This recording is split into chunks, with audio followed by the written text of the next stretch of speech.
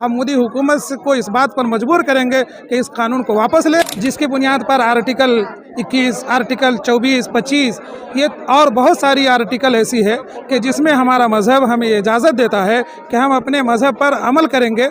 आज़ादी राय की आज़ादी होगी।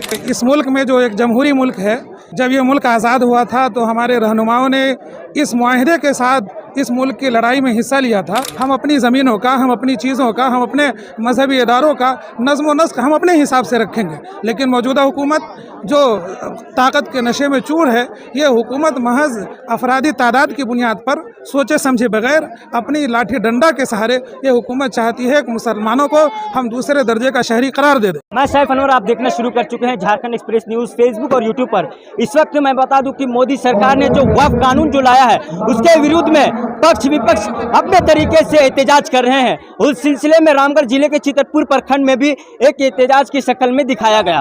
तो मैं मुस्लिम उलमाओं से बातचीत करेंगे और जानने की कोशिश करेंगे कि इस वक्फ कानून के द्वारा आप क्या कहेंगे, इससे क्या नुकसान है।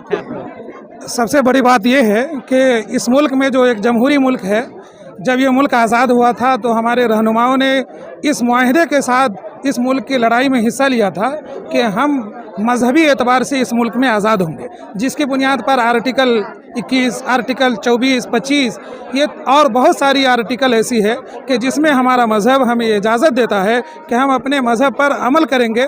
आज़ादी राय की आज़ादी होगी। हम अपनी ज़मीनों का, हम अपनी चीज़ों का, हम अपने मजहबी इदारों का नज़्म व नस्क हम अपने हिसाब से रखेंगे। लेकिन मौजूदा हुकूमत जो ताकत के नशे में चूर है, ये हुकूमत महज अफरादी तादाद की बुनियाद पर सोचे समझे बगैर अपनी लाठी डंडा के सहारे ये हुकूमत चाहती है कि मुसलमानों को हम दूसरे दर्जे का शहरी करार दे दें। लेकिन इस मुल्क में हमारे पुरखों ने कुर्बानी दी है।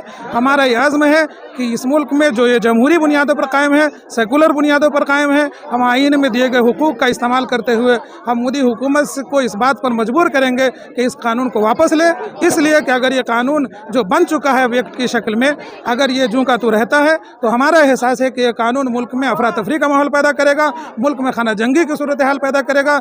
और हम मुसलमान हैं, हम इस मुल्क में अमन व अमान को बहाल रखना चाहते हैं। इसलिए हुकूमत हिंद से हमारा मुतालबा है कि इस कानून को वापस लें। हम इसके हवाले से तहरीक चला रहे हैं और जब तक हमारा आज़्म हौसला बेदार रहेगा हम तहरीक चलाते रहेंगे।